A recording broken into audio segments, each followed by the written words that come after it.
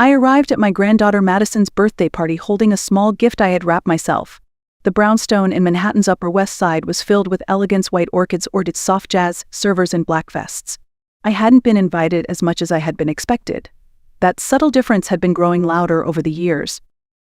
"Grandma Elaine is here," my son David announced to the room without looking up from his phone.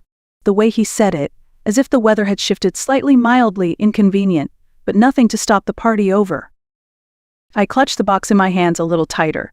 Inside were two handmade dolls, one of Madison in a wedding gown, the other of her fiancé, Chase, in a tuxedo. I had spent 3 weeks knitting them, my fingers sore and swollen from arthritis. What no one else knew was that inside Madison's doll, carefully sewn into the center of its chest, was a diamond that had been in our family for 3 generations. George, my late husband, had it reset for our 50th anniversary. Madison had hinted about it more than once. When it was time for presents, my daughter-in-law, Claire, tapped her glass. "Madison, darling, start with the smaller ones." Madison's eyes landed on mine and the package in my hands. She smiled, the kind of smile that didn't reach her eyes. I stepped forward and handed it to her. "Happy birthday, sweetheart."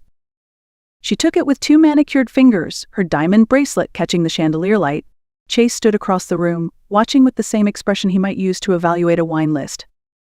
Madison unwrapped the box. A hush settled over the room. She lifted the dolls, holding them away from her cream-colored dress like they were something dug up from a dusty attic. "This handmade gift looks so cheap," she announced loudly, with a sharp laugh that bounced off the marble walls. Then came the rest: Chase's chuckle, David's too loud bark, Claire's polite titter, and a wave of laughter from people who didn't know me, didn't care to. I stood there burning, unable to move, the doll with the diamond hanging between her fingertips like an insult. That night, I returned to my apartment alone. I didn't turn on the lights. The quiet felt like company after what had happened. I sat in front of my laptop and opened my email. The subject line read, "Final venue confirmation, Whitmore Beach House." Attached were contracts from the wedding planner, florists, and caterers, all requiring my signature and payment. The venue listed: my beloved home in East Hampton, the same house George and I had bought 4 decades ago, the place where we spent our summers, raised our children, and where I had scattered his ashes beneath the cherry tree, overlooking the sea. Madison's message was short.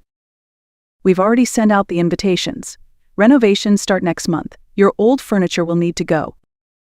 Not a question, not a request, a declaration. My hand trembled as I closed the laptop. I glanced at the keys to the beach house, still resting on the nightstand. George's initials were engraved into the brass keyring. My chest ached not from the humiliation of earlier, but from this cruel clarity. They didn't just want to use the house. They wanted to erase me from it. The next morning I received a message from David. "Mom, Claire found a great retirement community in Connecticut. We scheduled a visit next week just to look." I deleted it without replying. From my bedroom window, I could see the Manhattan skyline glinting in the morning sun. How many decisions had been made in those towers that shaped people's lives without their consent? Was I just another person to be managed? I didn't know where the thought came from, but I stood up, grabbed my purse and the beach house keys, and left without brushing my hair. The drive to East Hampton took longer than usual. My fingers ached from gripping the steering wheel too tightly, but I needed to see it, one last time, before they stripped it bare and turned it into a wedding showroom. As I pulled into the driveway, there was already a sleek black SUV parked outside. I didn't recognize it. I stepped out, my legs trembling not with age, but with something else. A quiet fury. The front door was unlocked. I stepped inside and heard voices echoing from the great room, the heart of the house where George had loved to play his old jazz records on Sunday mornings. "The wall between the kitchen and dining area can definitely come down," a woman said. "She won't mind. Mrs. Whitmore's barely here anyway." I walked into the room.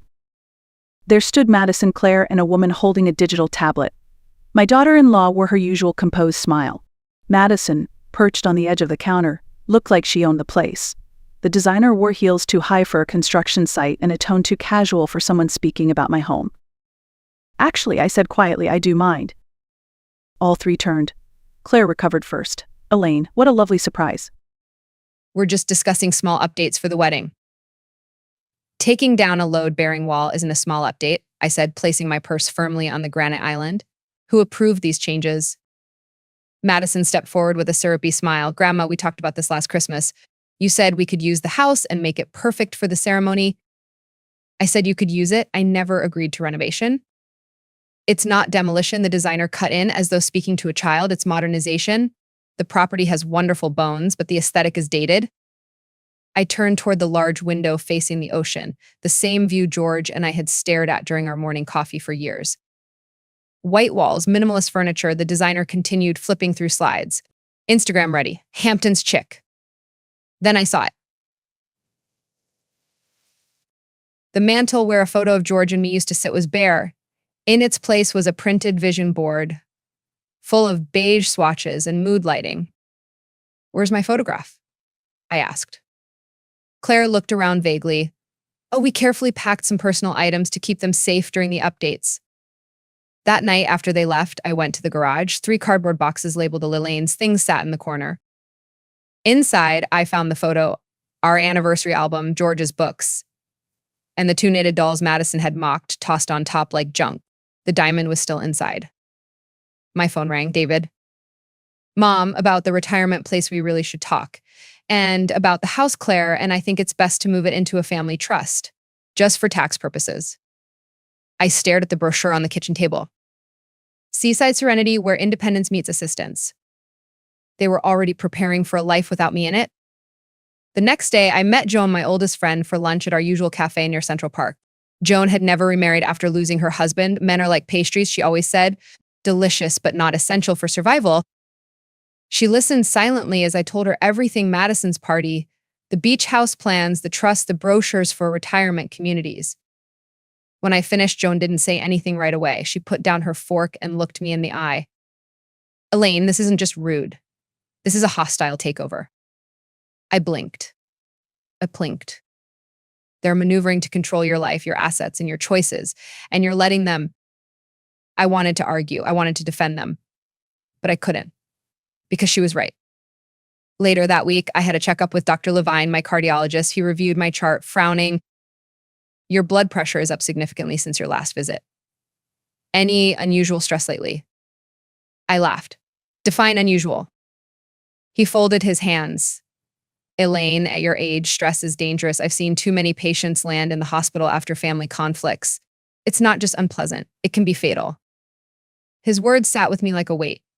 I'd survived breast cancer. I'd survived George's death. I'd survived raising a family through decades of change. Was I really going to let a group of spoiled relatives be the thing that took me down? On the way home, I walked past a small neighborhood bank, the same one where George and I had kept our safe deposit box. I hadn't been inside in years. Inside the box, everything was still there.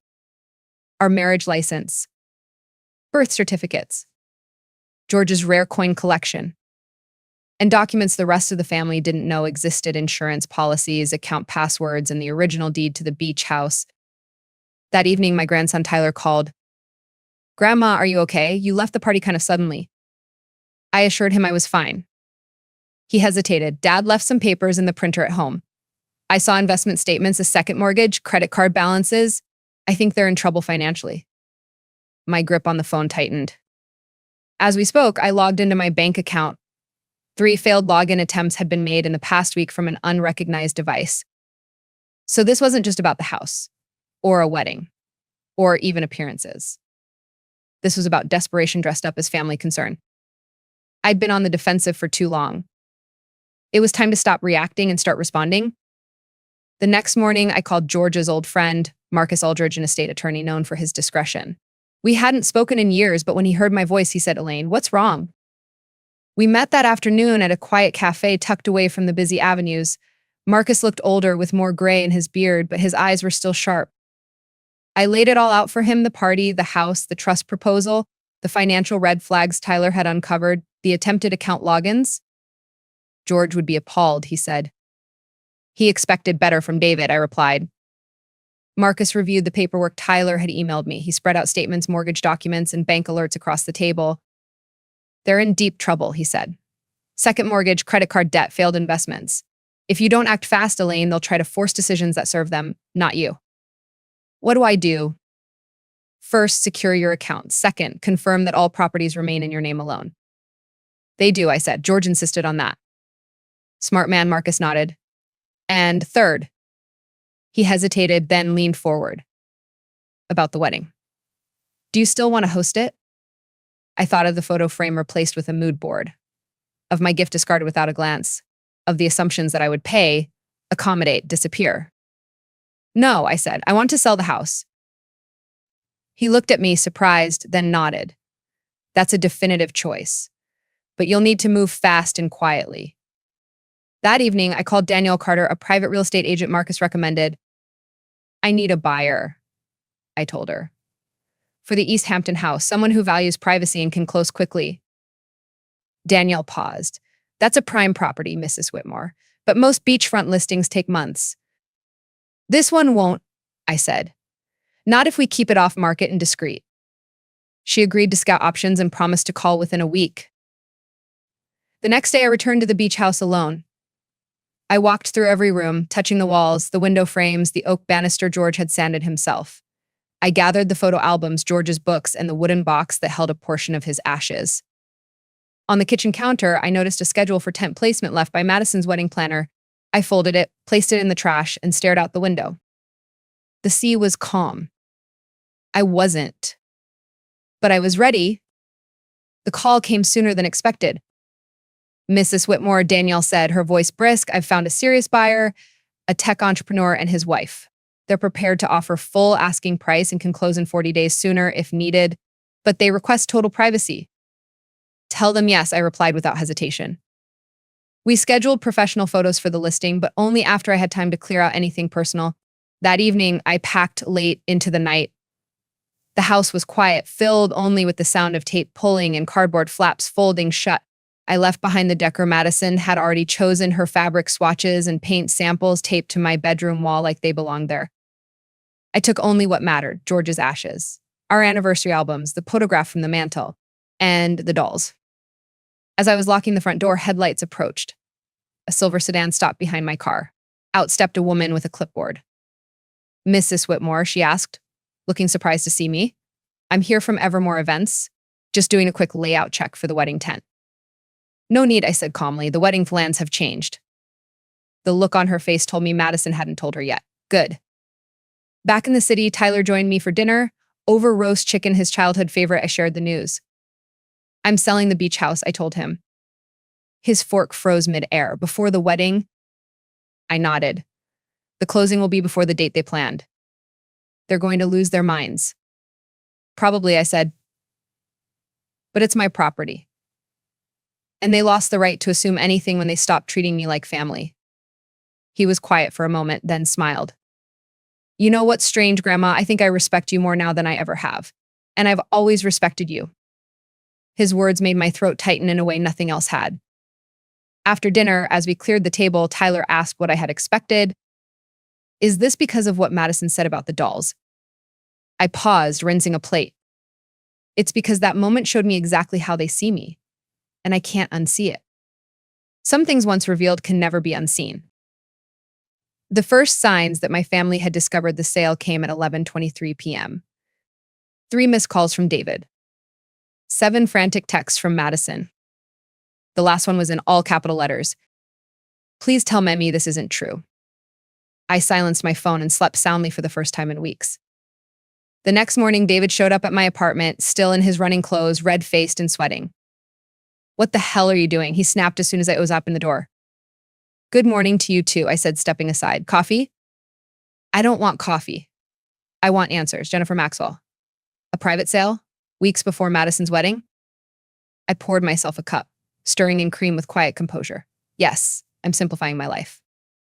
You're sabotaging your own granddaughter's future. My house, I reminded him gently. David ran a hand through his thinning hair. We've sent invitations, made deposits. The venue can't be changed now. Then I suggest you start looking for alternatives. He stared at me, disbelief simmering into rage. This is because of that party, isn't it? What Madison said, she was joking, Mom, you're overreacting. I looked at him over my coffee cup, seeing clearly now what I hadn't wanted to see for years. This isn't about one comment, David. It's about years of behavior, yours included. What are you talking about? The brochures for retirement homes, the meetings with financial advisors I wasn't invited to, the attempts to access my accounts. He opened his mouth to deny it, then closed it again. I'm in trouble, Mom, he admitted, his voice suddenly quieter. The Westridge project collapsed. Investors are threatening to sue. If I don't find capital. So this is about money. No, it's both. We're worried about you too. But you didn't ask how I was doing. You made plans behind my back. That's not concern. That's control. He looked away. The house closes in 5 weeks, I said, and the money will go into new accounts. Ones you won't be able to touch. You'd do this to your own family. I walked to the window and looked out over the skyline. You already did. I moved into the Cambridge condominium on a rainy Thursday afternoon. It was nothing like the beach house, no waves crashing outside, no salt in the air, but it was mine. Clean lines, big windows, modern everything, and quiet. That kind of quiet that doesn't feel empty, just peaceful. 2 days later, Tyler came over with a bottle of wine and a small gift bag. A housewarming present, he said, handing it to me with a shy smile. Nothing fancy. Inside was a framed photograph. The beach house at sunset, golden light spilling through the windows, waves brushing the shore. It's beautiful, I said, touched. I took it last summer. I always thought that moment captured something important about the place. I glanced around my new space. You know what's strange, he said, settling into the sofa. You seem lighter here? Happier. I am, I nodded, because no one else's expectations are pressing down on me. We ate dinner, pasta, and garlic bread, and Tyler shared news I hadn't heard. My photography business is actually picking up. 2 galleries are interested. I'm thinking of focusing on it full-time. That's wonderful, I said. You've always had the eye for it. He hesitated. I haven't told Dad yet. About the business, or about the check you gave me. Don't worry, I smiled. He won't hear it from me. As he helped clear the dishes, I touched his shoulder. You're the only one who saw me, Tyler, the only one who looked past what I could give. He didn't say anything, but his eyes softened. That night, I stood by the large windows watching lights flicker on the Charles River. I waited for the inevitable messages from Madison, from David, from Claire. They came just after midnight. Voicemails, texts. David's tone was cold. We need to manage this fallout. Claire's message was brittle. You've hurt this family more than you know.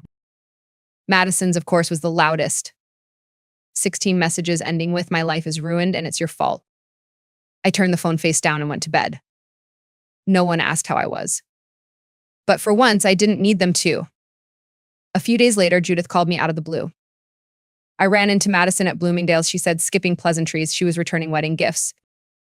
I sat up straighter, and she looked awful, Elaine, not just sad, broken. When she saw me, she cried right there in housewares. That image lingered in my mind far longer than I wanted it to. Madison in tears, surrounded by platters and toasters meant for a future that had disappeared. Later that day, Tyler confirmed it. Logan ended the engagement. His parents pulled support. Madison hasn't left her apartment in days. I wanted to feel vindicated. I didn't. Instead, I felt something that surprised me, guilt's quiet cousin reflection. Was I any better than they had been? They dismissed my worth. I responded by erasing their plans. Had we all just been hurting each other louder and louder? That evening, David called. She's not well, he said. I know you're angry, but I'm asking, please call her. She won't see a therapist. She says it's admitting defeat. She needs help. I know, he said softly, but she won't hear it from us. After the call, I stared at my phone for a long time. Then I typed a message. Would you like to meet for coffee? Her reply came minutes later. Why, so you can gloat? No, so I can listen. There was a long pause. Then, fine, Cafe Darien, 2 p.m. I arrived early and chose a quiet corner table. Madison walked in exactly on time, sunglasses covering half her face despite the overcast sky. When she removed them, her eyes were red, her cheeks pale. You look terrible, I said before I could filter myself. She laughed a dry, cracked sound. Thanks, Grandma. Always comforting. I didn't mean it that way. I know, she said, stirring her untouched coffee. Logan's already dating someone else. Instagram official, 3 weeks after the breakup. I'm sorry. Are you? Yes, I said honestly. I didn't want this for you, but I also didn't want to be discarded. She met my eyes then. Really met them. And in that moment, something unspoken passed between us, not forgiveness, not yet, but maybe understanding. We sat in silence for a while after that. Then Madison spoke again, her voice low. You sold the house. You knew what that would do to me, to everyone. I knew there would be consequences, I said, but I didn't do it to hurt you. Then why? Because I finally realized something, that house had become more important to all of you than I was. She didn't respond right away. Her hands trembled as she lifted her cup. You humiliated me, she said. That party, it was the most important day of my life. And what was it for me? I asked gently. Do you know what was inside that doll you threw away? Her head snapped up. What? There was a diamond. My grandmother's. Reset by your grandfather for our 50th anniversary. Madison's mouth opened, but no words came out. You never even looked, I said. You just saw something handmade and decided it wasn't worthy of your attention. Her eyes filled with tears. I didn't know. I know. After we parted, I didn't expect to hear from her again soon, but 3 days later, she showed up at my door. She held a small paper bag in both hands. I found them, she said. The dolls, they were in a box I hadn't unpacked yet. I thought I'd thrown them away. But she trailed off and stepped inside. We sat at my kitchen table. She pulled the dolls out and placed them gently between us. Then, with careful fingers, she opened the seam in the female doll's chest. The diamond was still there. She stared at it as if it were glowing. I don't deserve this, she whispered. It was never about deserving, I said. It was a gift. She pushed the doll toward me. I can't keep it, not now. But I needed you to know I found it, that I understand what I threw away. I nodded, swallowing the lump rising in my throat. I'm in therapy now, she added, her voice small. It's helping. I'm glad. I'm not ready to talk about everything, but maybe one day. I'll be here, I said. After she left, I sat for a long time holding the doll. The yarn had flattened, the colors had dulled, but it was intact. And so somehow was I. 1 year after Madison's birthday party, I hosted a small gathering in my Cambridge condo. The guest list was modest. Tyler, now thriving in his photography business, arrived with his partner, Emily. Richard came alone, no longer the man he once was, and strangely more at peace. Judith was there, of course. So was Marcus, my lawyer-turned-friend. And then near the end of the evening, Madison walked in. She carried a bouquet of autumn flowers and kissed my cheek. Happy housewarming, she said. Belated, I know. My home looked different than any place I'd ever lived. Gone were the heavy antiques and faded curtains. In their place, light, color, and simplicity. Tyler's photographs lined the walls. Every piece had a story. Every corner felt like mine. Over dinner, the conversation flowed easily. Richard spoke about his work at a nonprofit legal clinic, earning far less but doing work that mattered. Madison, quieter but more centered, mentioned returning to graduate school. Art history, she said, what I was studying before I got distracted. After dessert, Tyler raised his glass to Grandma Elaine, who taught us that it's never too late to stand up for yourself. Madison added, and that true value isn't always on the surface. Later, as guests gathered coats and said their goodbyes, Madison pulled me aside. I have something for you, she said, reaching into her bag. It was a small velvet box. Inside sat the diamond, now reset into a delicate silver pendant. I know you said I could keep it, she said quickly, but I had it reset for you. I think you should wear it, not hide it away for someone else's future. I lifted the necklace from the box. It sparkled in the soft lamplight. It's beautiful, I said, my voice barely above a whisper. Madison smiled, eyes bright. When you sold the house, I was angry, but it made me confront a lot of things about who I was pretending to be and who I want to become. We stood in silence for a moment. Then I fastened the pendant around my neck. After everyone left, I walked to the balcony. The Charles River shimmered below, city lights reflecting off its surface. The beach house was gone. The family I once knew had fractured, but what remained, what had been rebuilt, felt real. Not perfect, but true. And mine.